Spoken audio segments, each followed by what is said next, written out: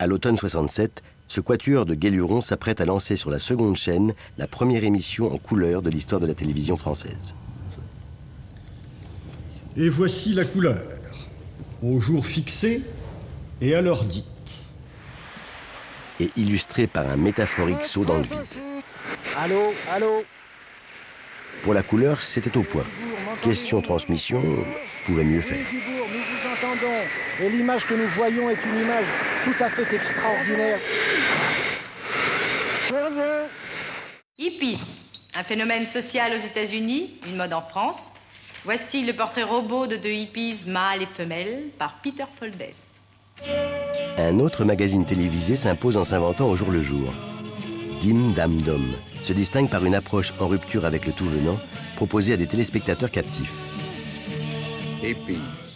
Vient de hip, hanche en anglais. To be hip. Dim parce qu'il est diffusé le dimanche. Dame parce qu'il s'adresse principalement aux femmes. Dom parce que ce serait dommage que les hommes n'en profitent pas. À Dim Dam Dom, l'image prime le commentaire. On cultive la surprise, le décalage, on joue du contre-pied, du composite, on jongle entre l'invention et l'insolite. Viens petite fille dans mon comic strip, viens faire des bulles, viens faire des et des. Shabam, pow, blanc, wouh, shabam, pow, blanc, wouh.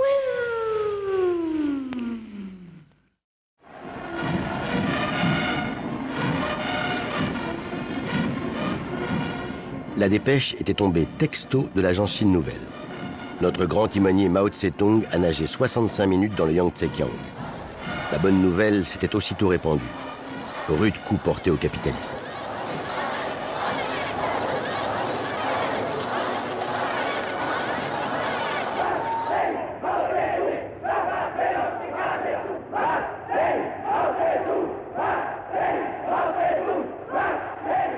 L'Orient était rouge jusqu'au quartier latin.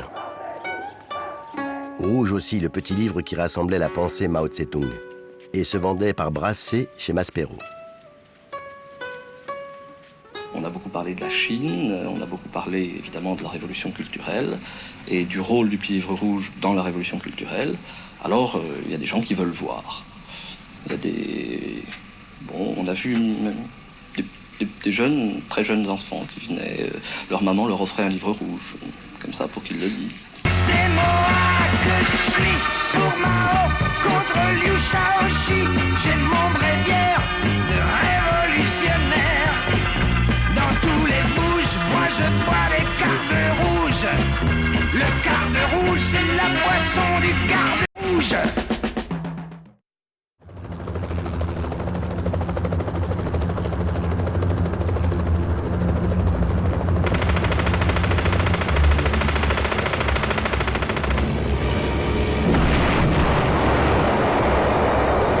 Bombardements massifs, défoliants, napalm, bombes à billes et à fragmentation, mines larguées par millions des B-52.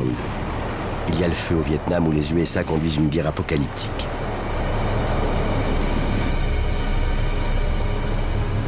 Au plus fort du conflit, plus de 500 000 GI sont engagés dans ces opérations.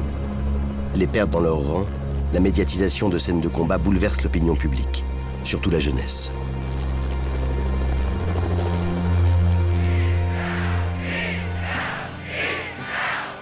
Sur les campus des pays occidentaux, la contestation du conflit radicalise et politise les étudiants. Dylan et le Protest Song expriment un refus qui ricoche en France et dont s'empare Hugo Frey. Soyez accourez, braves gens, l'eau commence à monter, soyez plus clairvoyants, admettez que bientôt vous serez submergés. Et que si vous valez la peine d'être sauvé, il est temps maintenant d'apprendre à nager, car le monde et les temps changent. Le monde et les temps changent. Les valeurs traditionnelles centrées sur la stabilité, la famille et le travail commencent à être dépassées. C'est la génération refus du « consomme et tais-toi ». J'évite au maximum de travailler. Pourquoi? Tu n'aimes pas travailler en fait? Non, je n'aime pas ça. Je refuse de donner 8 heures de ma vie par jour pour pouvoir vivre 2 heures et un week-end. Mais comment emploies-tu ces 8 heures par jour alors? Je te dis à vivre, enfin quoi. Le travail obligatoire n'a pas toujours existé. Je vis, j'écoute mes amis qui jouent de la musique, je peins, je me promène, je regarde la nature, je discute avec les amis, j'établis des contacts.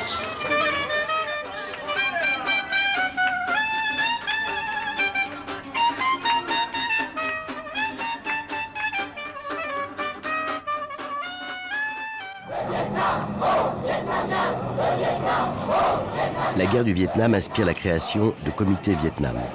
Il regroupe une jeunesse principalement étudiante qui incline en faveur de la Chine dans le conflit idéologique qui l'oppose à Moscou.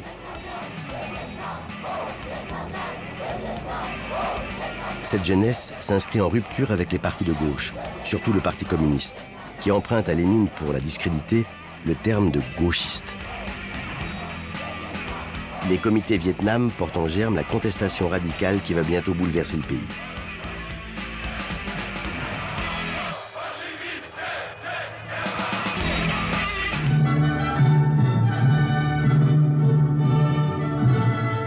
Portons donc en terre les diables qui nous ont tourmentés pendant l'année qui se termine. Les diableries avaient commencé à la résidence universitaire de la faculté des lettres de Nanterre. Règlement intérieur contesté, cours interrompu, examen perturbé, groupuscules qui s'affrontent au pied de la faculté. Le 22 mars, Nanterre est occupée. Comme toujours, lorsque progresse l'union des forces ouvrières et démocratiques, les groupuscules gauchistes s'agitent dans tous les milieux. Malgré leurs contradictions, ces groupuscules, quelques centaines d'étudiants, se sont unifiés dans ce qu'ils appellent le mouvement du 22 mars, Nanterre, dirigé par l'anarchiste allemand, et juif, et qui se prend pour Karl Marx, Cohn-Bendit, le bien nommé. Je crois que c'est la première fois que nous voyons cela.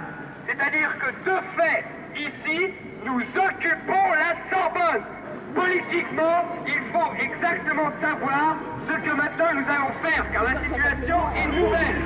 Arrêtez ce truc, arrêtez, écoutez. Allez, en prison, emmenez-moi ça. Non, écoutez, laissez-le.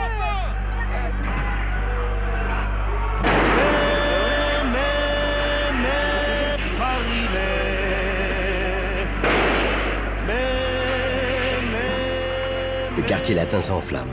Des barricades sortent des trottoirs. Les yéyés, présumés politiquement assoupis, prennent le mort aux dents. Les copains sont devenus camarades.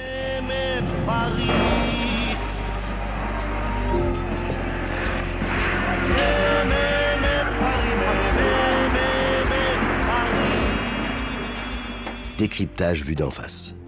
À travers les étudiants, c'est le problème même de la jeunesse qui est posé, de sa place dans la société. La discipline a, en grande partie, disparu. L'évolution des mœurs a transformé les rapports entre parents et enfants.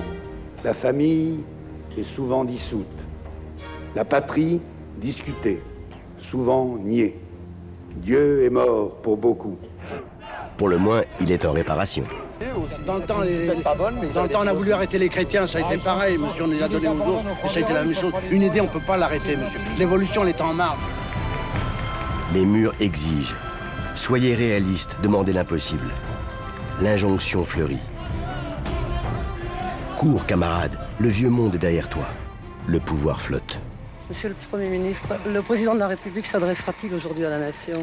Je ne pense pas, n'est-ce pas, mais si je puis vous résumer l'opinion du président de la République, c'est la réforme oui, la chienlit non.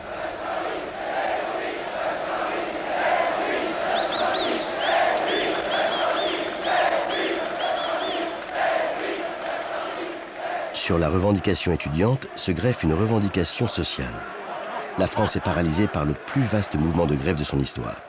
Un ouvrier sur 2 y participe.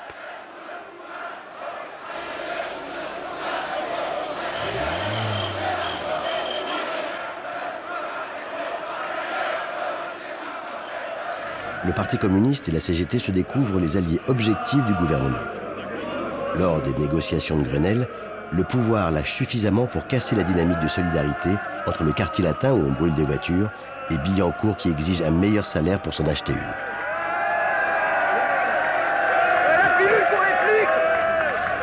Mitterrand, qui a humé la bête blessée, réclame la constitution d'un gouvernement provisoire. De Gaulle disparaît. Il est allé auprès de Massu chercher le soutien de l'armée. Quand il réapparaît, les bien-pensants évacuent leur grande peur en descendant les Champs-Élysées. L'opinion jusqu'à-là attentiste ou acquise aux contestataires se retourne. Un raz-de-marée envoie une majorité gaulliste à l'Assemblée nationale. Le printemps est rentré dans les rangs. La nef des fous est remisée à quai. Carmagnole sans canon. Saïra sans pendu aux lanternes. Mai 68 est définitivement devenu inoubliable.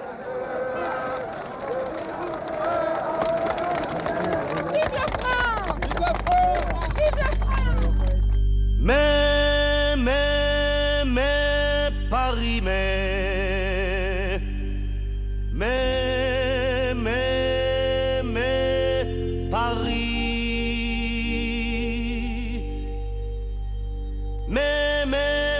Paris,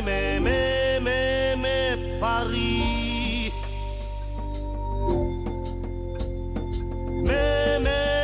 Paris, Paris.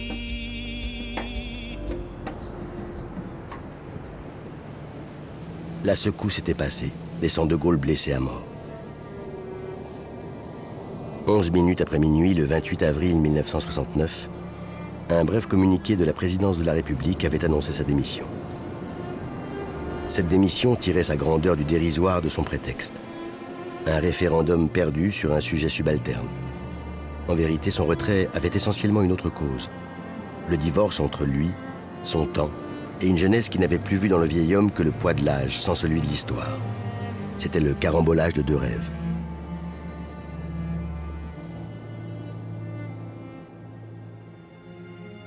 Un soir de novembre 1970, la France se découvrit en deuil du connétable au grand nez. Épaule contre épaule, ceux qui croyaient en lui et ceux qui n'y avaient jamais cru avaient sous la pluie remonté les Champs-Élysées jusqu'à l'Étoile avec des bouquets tricolores.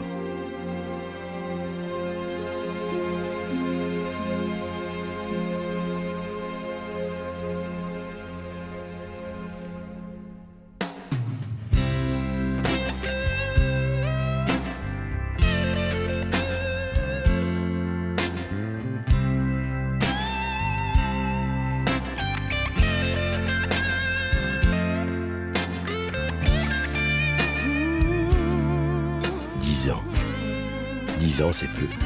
C'est pourtant dans cette courte parenthèse d'un siècle débordé que s'est fondé le mythe d'une autre belle époque. Ce moment de grâce où les Français avaient eu un instant le rêve en la bouche. Éclat et flamboyance, mythologique en leur état. Les années 60 sont marquées au front. Chaque génération sans doute se croit vouée à refaire le monde, avait dit Camus au début de la décennie. Il avait ajouté: la mienne, c'est pourtant qu'elle ne le refera pas. Mais sa tâche est peut-être plus grande. Elle consiste à empêcher que le monde se défasse. Et nous, qu'avons-nous fait ?